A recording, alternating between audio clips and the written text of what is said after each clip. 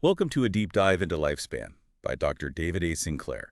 We're going to unpack each chapter one by one, and today we're starting with what we know, which is part one of the book. Mm. It really lays the groundwork for understanding this whole aging thing and maybe even how to slow it down. It's fascinating how Sinclair kicks things off in chapter one, Viva Primordium. He introduces this hypothetical ancient life form. It's called M. superstes. Superstes. Yeah, and just picture this tiny organism, a single-celled organism, but it's battling volcanoes and radiation and all these crazy environmental challenges. Like, talk about a rough neighborhood Yeah, around it them. does sound like the ultimate survivor story. But I'm curious, what does this tiny little organism, what does it have to do with us and with how we age today? That's where it gets really mind-blowing, I think. So Sinclair uses M. superstes to kind of illustrate this idea that the most fundamental survival mechanisms, things like DNA repair, they evolved billions of years ago.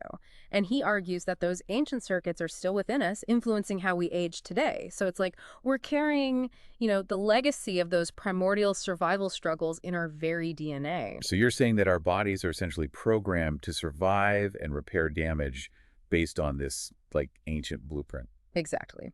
And this leads us to the next chapter, chapter two, the information theory of aging, where Sinclair really challenges the traditional view of aging as just simple wear and tear.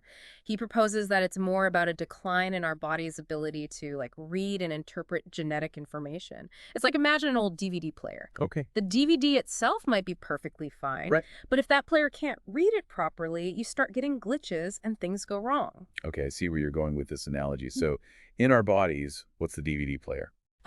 That is the epigenome. It's like this set of instructions that control how our genes are expressed. So it's kind of like the software, right? Oh, okay. It tells our genes what to do and when to do it. But as we age, that epigenome can get scrambled, and that leads to errors in how our genes function, and that contributes to the whole aging process. So it's not just about the genes themselves, but about how they're being controlled and expressed. Okay, that makes a lot of sense. Yeah, and then in chapter three, the longevity genes, Sinclair dives into this family of genes called sirtuins. Okay. They play a major role in maintaining the stability of the epigenome, that DVD player we were talking about. So they're like the guardians of the genome, constantly working to repair damage and keep things running smoothly. Yeah, I've definitely heard about sirtuins. They're like the rock stars of the anti-aging world, but I never really understood what they actually did. So picture them as like the cellular maintenance crew, right? They're busy repairing damage, making sure the epigenome is functioning correctly, and even influencing the length of our telomeres.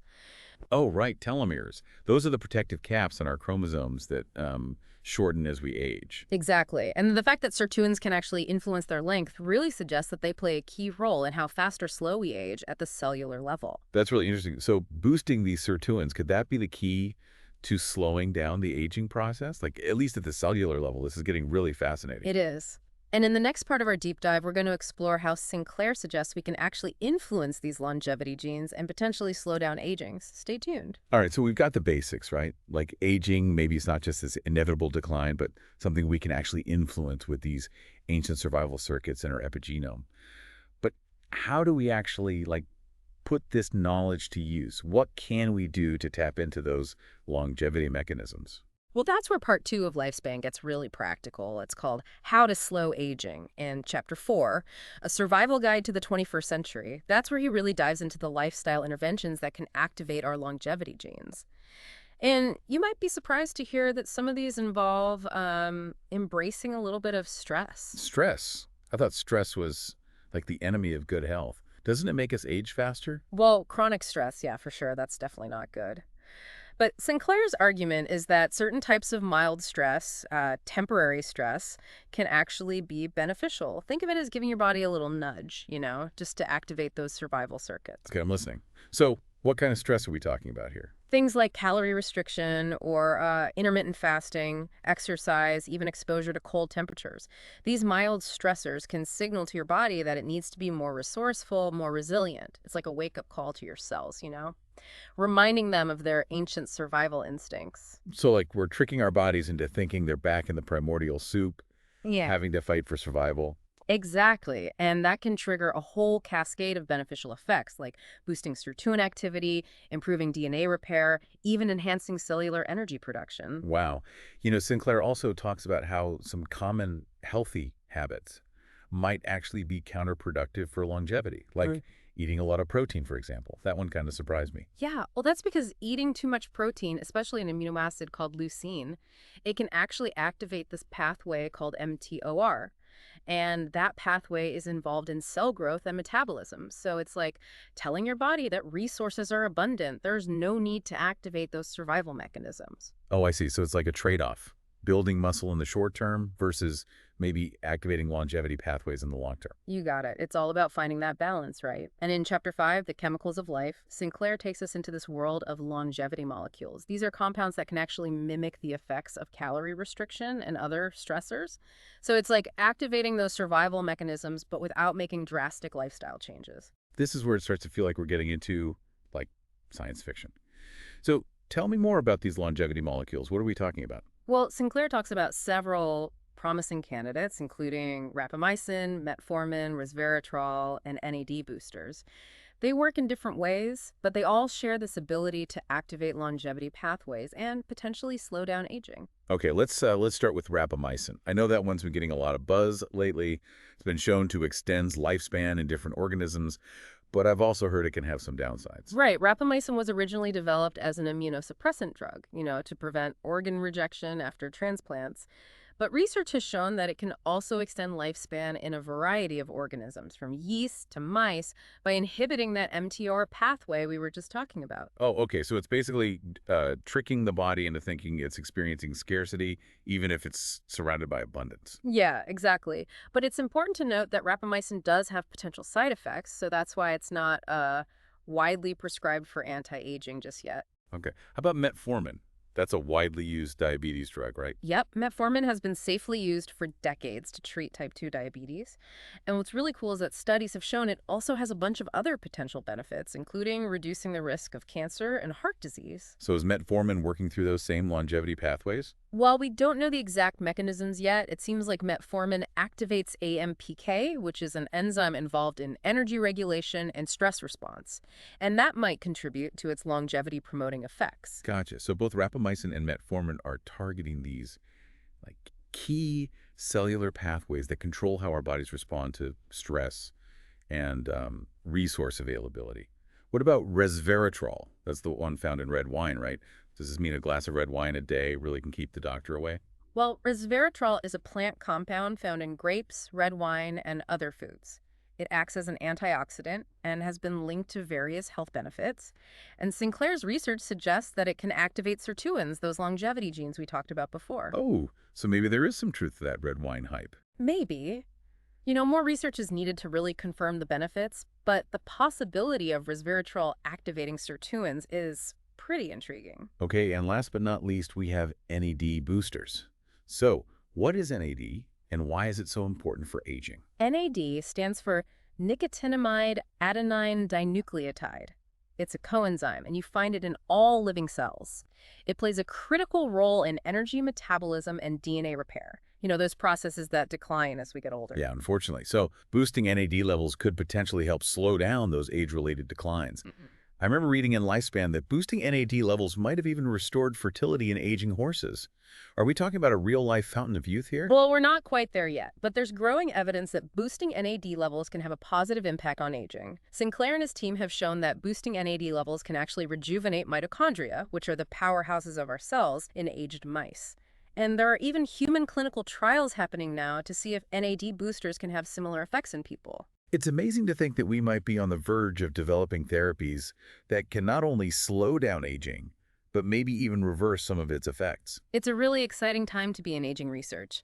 And in the final part of our deep dive, we're going to explore some cutting-edge technologies that are really pushing the boundaries of what we thought was possible in terms of extending lifespan and health span. So stay tuned for that. Okay, so we talked about lifestyle changes and these longevity molecules, but in part 3 of Lifespan, A New Era, Sinclair really takes us into the future. Chapter 6, Big Steps Ahead. It's almost like stepping into a sci-fi movie, but it's all based on real science. We're talking about technologies that could totally revolutionize how we age. Yeah, one of the most exciting areas is senolytics. These are drugs that can actually eliminate senescent cells. Remember those zombie cells we talked about? Yeah, the ones that stop dividing but don't die off. Exactly. They just kind of linger around causing trouble, like cellular squatters. Yeah, creating inflammation and all sorts of age-related problems.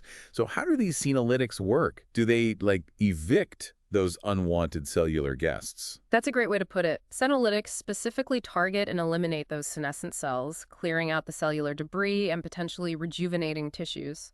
It's still early days, but the research, especially in animal studies, is showing some real promise. Like, they're looking at using senolytics to treat things like osteoarthritis and even some cancers. It's amazing to think we could target those specific troublemaker cells.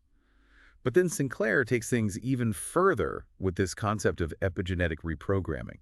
The idea that we could actually, like, reverse aging at the cellular level is, I mean, it's It mind-boggling. is mind-boggling, it really is. Epigenetic reprogramming is revolutionary. It's like hitting the reset button on the epigenome, that software that controls our genes. Imagine erasing all the epigenetic noise that's built up over time. You're essentially making our cells act younger. So it's not just about slowing down aging. It's about potentially, like, turning back the clock. What kind of results have they seen with this so far? Well, like you said, it's still early.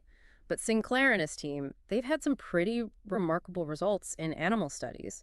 For example, they've been able to regenerate damaged optic nerves in mice through reprogramming. They were able to restore vision in mice that were basically blind. That's incredible. Blind mice regaining their sight. It's like a miracle. It really is remarkable. But Sinclair doesn't stop there, right? Uh-huh. In the last couple chapters, chapter 7 and 8, The Age of Innovation and the Personal Choice, he talks about the future of medicine. And he envisions this world where personalized medicine is just the norm. And it's all thanks to advancements in DNA sequencing and biotracking.